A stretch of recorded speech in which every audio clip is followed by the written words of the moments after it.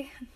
So, in October, I lost 50% of my hair from trauma-induced alopecia. I just checked the spot. I haven't looked at it in a while, and I just checked the spot.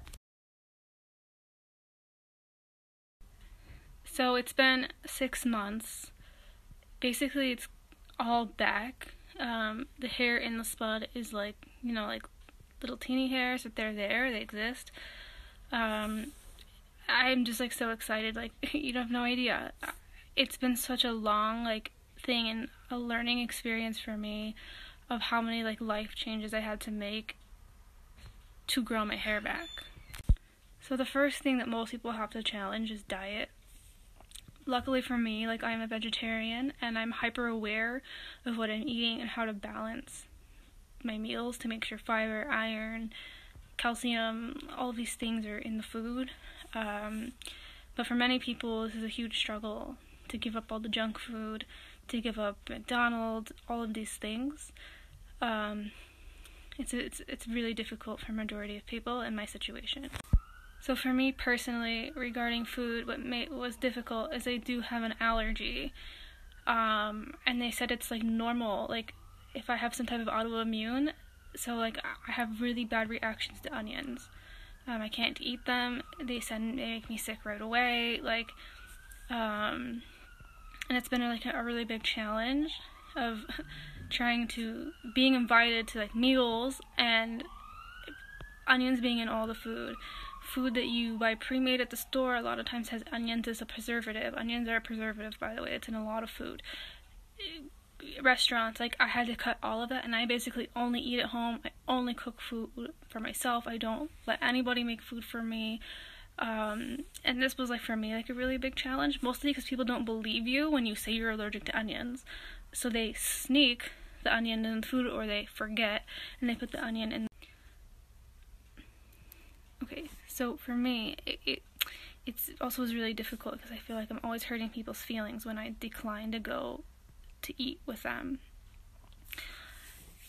And it's just because when you say I'm sorry, I can't eat onions and it's going to be in all of the food, and they look at you what do you mean? And they don't believe you because your face doesn't get puffy, you don't get a rash, it's inside. Whatever happens inside, people tend to dismiss as not real. And when you say no, you're gonna make my stomach bleed, they look at you you're crazy. But if you have any type of IBS or something like this, the first thing they say, stop eating onions. So for me, the big challenge was my schedule. Changing my schedule to being a morning person, waking up at 5:30 in the morning, going to pray at 6, meditating at 7, and having this really strict schedule for the most part. Having my meals on schedule, having exercise on schedule, getting my body in this really good rhythm. It takes a lot of discipline and a lot of sacrifice. But when you're losing your hair and you're a woman and you're losing your hair, there's nothing you won't do to grow it back. Nothing. So another thing I started doing was meditation. Meditation works by changing the way your subconscious sends messages to the body. Because when you have an autoimmune disorder, what's happening to you is your blood is attacking the body. For whatever reason, it responds to stress this way.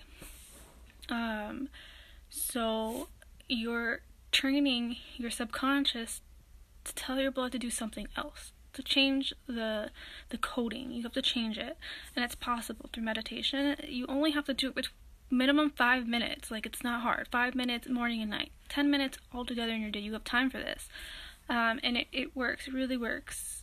It works very quickly. You start feeling okay, within 1 week, I think I started to feel really mentally the effects of this. And if I'm telling the truth about the situation, the very first thing that I did was I went out and I bought a treatment for my hair. I bought a product called Phytocaine. It's a French product. It was made in France. It's made from all plant ingredients. There are products such as Mixadril or Rogaine, which works quicker than Phytocaine. Phytocaine, because it's plant-based ingredients and it's actually takes time to heal the follicle, to heal the scalp, so that the hair will stay and not fall out. Mixedrill will make the hair grow back right away, but it's not guaranteed that the follicle will be able to host the hair, and then it will just fall back out. So what's the point of spending all this money on Mixedrill just to have the hair fall back out? But PhytoGain, it's safe to use if you get it in your eye or like in your mouth. Like, you don't have to like call anybody. Like, it's completely safe. Coconut oil, grapeseed oil, it's all from nature. They've formulated it for you.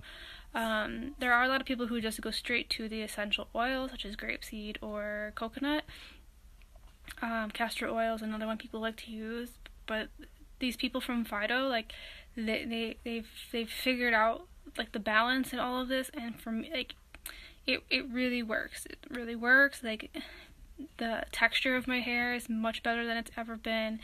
It's very shiny. It's growing back very fast. And I would really recommend it. Anyway, the hair growth process takes so long. 3 months, it's not that long. It's really not that long. I don't know. I was criticized really heavily for not going straight to Mixedrill. But at the end of the day, you have to make the best decision. And I think this is the last thing of the list of changes I made to grow my hair back. I couldn't afford the vitamins that I needed to buy because vitamins in Israel are retardedly expensive. I don't know why. In America, you can get a bottle of iron pills for like $5 at Walgreens, and in Israel, it costs like 100 shekels. And I was like, no thanks, I am not spending this. So I like started looking into like holistic approaches. Like, is there like, you know, like a spice that you can use? Like, there are spices you can use for headaches, for skin, like whatever. Like, is there a spice you can use for this? And it turned out that paprika has a lot of iron in it, so I started taking paprika shots in the beginning twice a day. Now it's just like once a day, and I don't know, like, maybe it's doing nothing, but together I have regrew my hair. So it could be just like I had my brain in this rhythm of you will grow back, and I focused on it, and it could be just like all of these efforts together. It could be just the PhytoCaine, it could be just the paprika, it could be none of these things. It could have just naturally grew back by itself without any of it. I don't know. There are people who have alopecia areata who have their hair just grew back and they never had a problem again. There are other people who it happens over and over again. Every time they get stressed, it's coming out. People who have areata totalis, who can't even grow their eyelashes. So I just like didn't want to be in the situation, so I did everything in my power to regrow my hair. I also made the commitment to God that if He helped me to grow my hair back, I would keep my hair covered, which is why basically always now you'll see like some sort of head covering on my head. I normally it's only half covered. I don't cover all of it because I'm not married and I don't want to give this stigma that I am. But this is like another like step I did in like this whole wellness of just like really focusing on growing my hair back. It's really like, it's such an emotional thing. You just feel like, even with my head covered, I felt like everybody knew that I was going bald and thought that I had cancer or some like illness they could catch from me, especially with this corona thing. Like, wow, like the way people are behaving, it's uncalled for over a cold. Corona is just a cold. And it's like all of the fears that I had to real life, and I can't explain, like, it just feels like the whole world knows, like, God, like, really punished you and punished you severely, which means that you did something severe. And I curse sometimes, maybe. I've never killed anyone. I really try to stay out of gossip. Like, I just, like, don't like talking to people. I don't like talking for hours. Like, just, like, sitting around a table talking, it's not me. I'd rather read a book. And, so I just, like, really, like, racked my brain, like, what could it be? Like, this thing that I've done, like, the whole world now, when they see me, they know that, like, Hashem punished me for something that I'm not even sure, like, what it did, like, which is why I chose to cover my hair, because I felt like maybe he just, like, needed that I would be more modest. But it's, like, really the most embarrassing thing that could happen to you. You just, like, feel like you're gonna lose everything, like, your boyfriend's gonna break up with you, your husband's gonna leave you, like, nobody wants to be married to a bald girl, and, the fact is, it's just, like, not true. Everyone was really supportive. You know, if you think about it, like, men have trouble with this, like, and being bald is hereditary for them, that they're wearing ugly haircuts, they're wearing hats, ugly hats, just doing stupid things to deny their hereditary situation. It's even worse when you're a woman and this happens to you, because it's not supposed to happen to you. Anyway, you've officially watched my hair dry, so I think it's time to just close this book for now.